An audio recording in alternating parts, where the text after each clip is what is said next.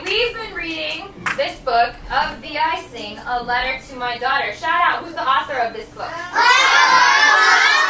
We were doing a signature literature lesson, and it revolved around the culturally responsive text of Thee I Sing, A Letter to My Daughters, and it's a book that Barack Obama wrote that's directed to his daughters, but then also to all The first read children that we're going to of do America. is an echo read. Michael, tell me, what is an echo read? An echo read is when the teacher reads and we read. And you good, you guys echo or you'll repeat after me. All right, so here we go. If you're ready, say yes I am. Yes, I am! Okay. Have I told you lately how wonderful you are? Have I told you lately how wonderful you are? How the sound of your feet, How the sound of your feet, running from afar, running from afar, brings dancing rhythms to my day. bring dancing Our lesson incorporated various read-aloud strategies, which gives first graders especially, who most of them are able to read, but it's reading at very different levels. So incorporating different reading strategies allows all students access to the How does he Oh, Oh, feel when his daughters are laughing? Good, he's happy. That's why I think sunshine spills into the room and makes him very happy. Have I told you that you are smart? Have I told you that you are smart? That you break great ideas with imagination? That you break great ideas with imagination. So Albert Einstein was an incredibly smart man, you guys. If it wasn't for him and some other people who made some excellent inventions, we wouldn't have these light bulbs, you guys wouldn't have computers, you wouldn't have TV. So are you happy that they use their intelligence and their minds to start these great inventions and to come up with these great things? Yes. All right, let's turn to the next page. For these next couple of pages, we are going to do a choral read. Can I have Michael tell me, what is a choral read? Good, we read it all together and we're going to sound like we're a choir because we're reading it at the same time. Okay, here we go, starting with have. Tristan. Have I told you that you are great? A man named Jackie Robinson with promises. It is fun that we are different, he said. For peace it is. I would like you guys to turn to a partner and tell somebody who else is a healer. You So Nigel, who's a healer? Your uncle? Not healer, your mom. How's she doing? What does she do for a job? Alright, who's got it better than us? Nobody! Okay, excellent. So there's lots of different healers, and you guys can be healers as well. Alright, let's turn to the next page. For the next two pages, we are going to do close the gap. I'm going to start reading, and you guys are going to what?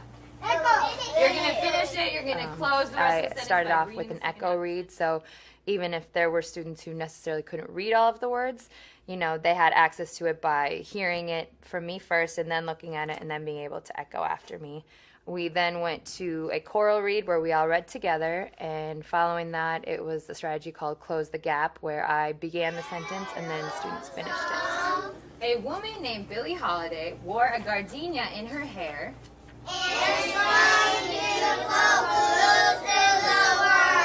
Her voice, full of sadness and joy, made people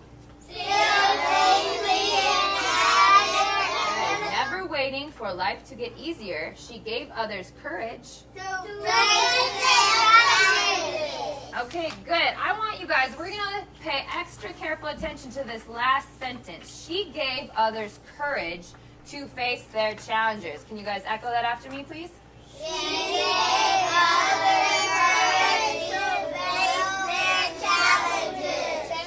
So what we're going to do is we are going to be word detectives, and we're going to try to figure out what the word courage means, okay? So the sentence in the book is she gave others courage. The main to focus of face the lesson was vocabulary and was trying to use the context of a sentence in the story about courage, and it related specifically to Helen Keller, and also gave them several other sentences to try to figure out what exactly the word courage meant. word So courage using different mean? context And let's clues. try to think of a synonym for the word courage. Camila, tell me what a synonym means.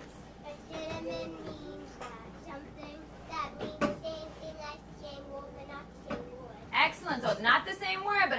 same meaning. Very good. Okay, so we're going to look at these sentences. I want you guys to repeat these sentences after me. Helen Keller gave others courage to face their challenges.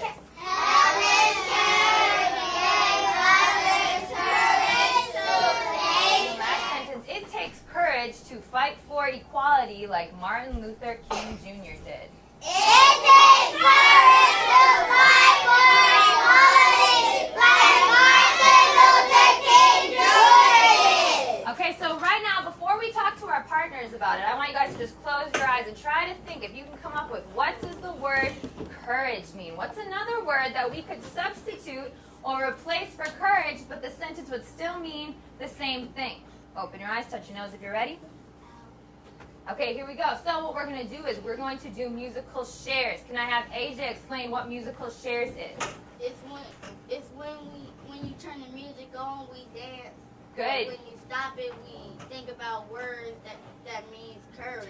Okay, good. So you guys are going to freeze and you're going to find groups. Students then participated in an activity called musical shares, which is really great because it keeps students engaged and they're able to get some energy out, kind of have fun and dance. But then once the music stops, then they're into the more academic zone of, okay, now I need to talk about the task at hand. I'm going to talk about what do I think the word courage is. Hey, Miss Kinsey. Hi, Nigel. It's just me, myself, and I. Just me, myself, and I. Just me, myself, and I. Find your groups, 4 or 5. With your groups, go ahead. Talk about what do you think the word courage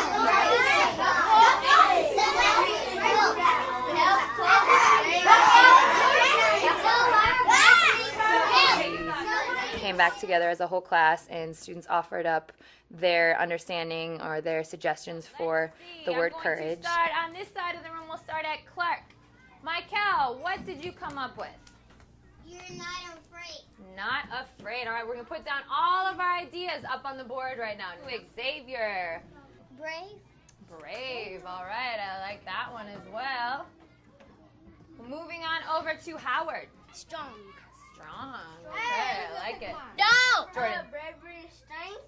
Okay, so he's kind of doing variations your of head these down. words. So he's saying Yo. strength. So let's see. Not afraid. The girls, and then we're going to switch it. The girls, we could change it to were not afraid when they stood up to the bully. If that's right, raise the roof. If you don't think it's right, yeah, I think that one seems like it could work. And Helen Keller gave others, we're going to do the next word, bravery to face their challenges. Okay, let's put it into another sentence. It takes bravery to fight for equality like Martin Luther King Jr. did. Yeah, okay, gotta be brave, all right? So I think this one might work. Helen Keller gave others strength to face their challenges. Strength to swim with the sharks. Yeah, if you were weak, do you think you'd swim with the sharks? No, you gotta be strong, all right? So I feel like that one's a good one. That should work. Yes. All right, let's see if grateful. He had so much grateful to swim with the sharks. No, that was a good try. That was a good try. Let's see. We'll put it in one more sentence. The girls showed grateful when they stood up to the bully. Good try. Good try. So what we're going to do right now is I would like you guys to please turn to your partner and give your partner a sentence, a new sentence with the word courage. I have courage to play soccer and karate.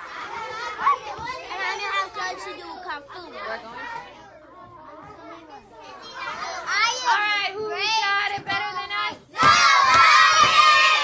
I would like everybody one last time to please push in their chairs, stand up behind your chairs. The word that I heard the most when I was walking around that most of you guys came up with was either brave or bravery. So bravery seems like it was the word that we already knew, and our new word is courage. So right now I'd like everybody to say bravery. Bravery. Connects to courage. Connects to courage. Connects to strength. Connects to strength. Connects to not afraid. Connects to not afraid. And so if somebody is not brave or they're not afraid, what would the opposite or the antonym of that word be? Afraid. Afraid. All right, good. So our antonym which is in our box with the lines around it, is afraid. So what's our word? Is not afraid. Very good. All right, I would like everybody to please sit down, take out your personal thesaurus, and write our new entry in our personal thesaurus. Jalen, during writing time, please tell me, how do we show order during writing time? We're quiet. Good. So while you guys are writing your personal thesaurus, you guys do not need to talk to the people at your table. And remember, our new word, courage, we're going to put a star. You guys can put a smiley face by it, something so that you guys know it's our new word.